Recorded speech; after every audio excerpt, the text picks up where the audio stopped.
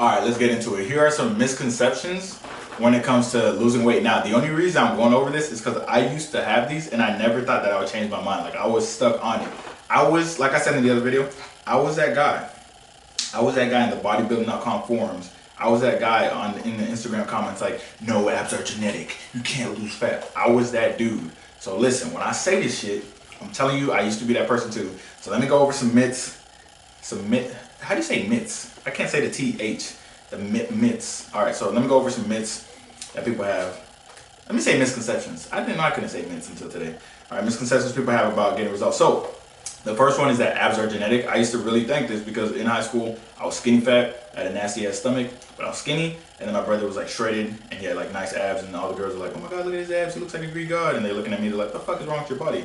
Literally, not even playing. High school was rough. But yeah, so that's a misconception, guys. Abs are not genetic. Everybody has abs underneath. Your ab shape is going to be genetic. Like if they're even, if they're not even. Like we're not all going to look like Ulysses with the even perfect abs or whatever. But you can see your abs and ab definition if you get to a low enough body fat percentage. Granted, you have enough muscle mass from lifting weights, doing compound movements over time. All right, so you can see your abs, guys. Yep, abs are not genetic. It's okay. I know a lot of podcasts were like saying, oh, abs are genetic. A lot of people say abs are genetic. That just means they're frustrated that they're not disciplined enough to do what they need to do to get abs, because that's what I was. I was super frustrated that I wasn't, disciplined enough to get the abs. And I was just saying, they're genetic, they're genetic. And because I had that mentality, I blocked out all the answers. Like anytime someone told me the right answer, I blocked it out because I already had the preconceived notion that abs are genetic. So if someone was like, do you do compound movements? Is your nutrition on point? I'd be like, it doesn't matter. Abs are genetic. So when you have that dumbass, hopeless, closed-minded mindset, you're not gonna make any progress in pretty much any aspect of your life. Like just imagine if like, back when the GameStop trade happened, if someone was like, yo, GameStop's about to go off, and you're like, no, I can't make money, it's never gonna happen. And then you see your friend make like $1 million off of GameStop, and you didn't make $1 million off of GameStop. Guilty. All right, so that's one of them. The next one is the anabolic window after your workout. Like you have to eat within 30 minutes after your workout. I can remember far back as high school, I used to like walk to the gym because it was like across the street. It was probably like a 10-minute walk, right? So I would get my workout done, and then after the last set, I wouldn't even re-rack the weights because I wanted to cross the street and get home as fast as possible to not miss the anabolic window. Because I thought if you miss the anabolic window, you'll literally get 0% of the gains. Like if you ate food 31 minutes instead of 30 minutes after your workouts, within 30 minutes after your workout, you would get no muscle gain. That's what I thought. So I would rush home, drink a protein shake and be like, finally I hit the anabolic window. Where's the muscle? Where's the muscle? That is the dumbest shit ever, guys. Listen, honestly, the truth is, majority of the time, I know you guys see my transformation. I'm not on steroids, but I'm also not someone who has like a crazy physique. But, I'm doing the best that I can. And the transformation that I have, like, I promise you, I would work out at like 7 in the morning and then have calls when I get home from like 8 to 12. And then eat my first meal maybe at 1. Or sometimes I would eat, I would wake up at 5 and then work out at like 6 and then not eat until 10. So that's obviously like 4 hours after this quote unquote anabolic window. It doesn't matter. What matters is your overall calories at the end of the day, all right? Your overall calories. If you're in a deficit, then you'll lose weight. If your protein is high, then you'll maintain majority of your muscle. So that's the main thing that matters, guys, all right? And I always thought it was the anabolic window. All right, so another one was with bodybuilding.com, there used to be like a lot of casein protein articles, and they're like, you have to get casein protein. It's like casein is basically a protein that's slower digestion. So the theory was that, it is true, but it's not as significant as you think it is.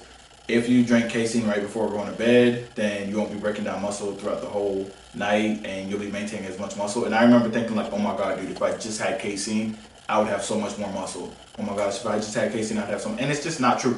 When it really boils down to it, for a lot of different things, which is basically what I'm trying to get at with this video, when it boils down to it, it's really about just not overthinking shit and just executing, the bare minimum. Like a lot of people who are action oriented over like thought oriented, I know that sounds horrible, they just like kind of act, they end up becoming more successful. All right, like I got a few homeboys, you feel me, and they just like, they're action oriented.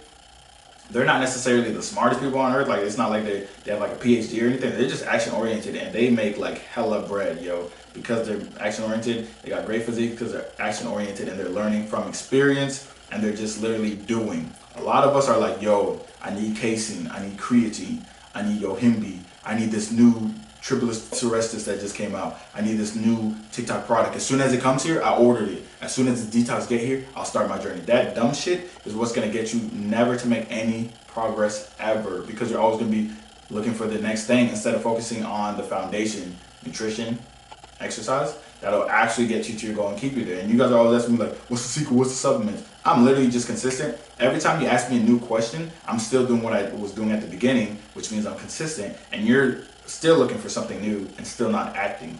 You see what I'm saying? It's a huge issue that I see over and over again. All right, another misconception. Another misconception. This was a big one for me. Like back in high school, I was like, yeah, man, I used to read about creatine all the time. A lot of people have misconceptions about creatine. They think it's steroids. It's really not. All it really does, you gain a little bit of strength because your muscles are more hydrated, and it gives you some more like ATP or whatever, right? You get more ATP production. Now, I remember thinking, like, reading all these articles like creatine, steroids, oh my god, this, that, and I used to be like, dang, bro, like, if I could take creatine, man, I'd be good, but I can't because my parents won't approve it because they keep saying, you know, it's not good for your kidneys. But if they approved it, I would have been fine, man. I would have been straight out to have muscle. And it's like, no, it's not that deep, guys. The reason you don't have muscle is because you're literally not even progressively overloading. You're not eating enough protein. You're not paying attention to your nutrition. You don't know how many calories you're eating.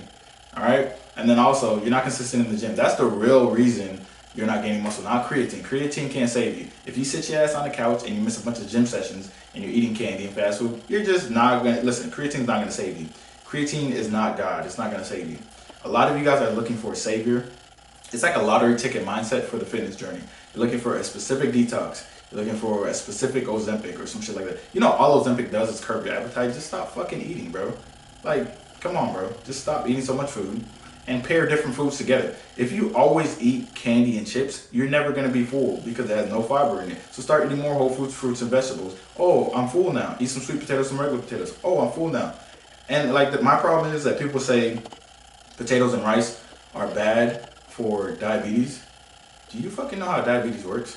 You know how many of my type 2 diabetes clients lost weight on potatoes and rice? Obviously, they're not eating 10 cups of rice at once. They're pairing it with protein and healthy fats, but it's your overall carb intake that matters. So people say potatoes and rice is bad for diabetes, and those same people with diabetes type 2, they eat Skittles at night. Like, they eat Skittles. They go to the restaurant, they eat a bunch of plantains. Like, so what are you really talking about? All right? Like, certain foods aren't specifically bad. It's the amount that you're eating and the way that you're eating them. You can make rice unhealthy if you fry the shit out of it. You can make potatoes unhealthy if you fry the shit out of it, obviously, right? And you add like 10 pounds of salt to it. Versus if you cut up some potatoes, you air fry them. It's like half the calories, literally. Beef could be pretty unhealthy or it could be healthy. If you get 73-27 beef, it's like 600 calories for every 4 ounces, which is insane. 93.7 is like, 320 calories for every 4 ounces? So it's half the calories, right? More protein, so it's obviously a better option for you, all right? So a lot of times it's the small decisions that you're making, right, that is causing you to not get to the goals you want to get to. But anyways, those are the misconceptions that I used to have and that I used to see all the time. And yeah, like, comment, subscribe for more.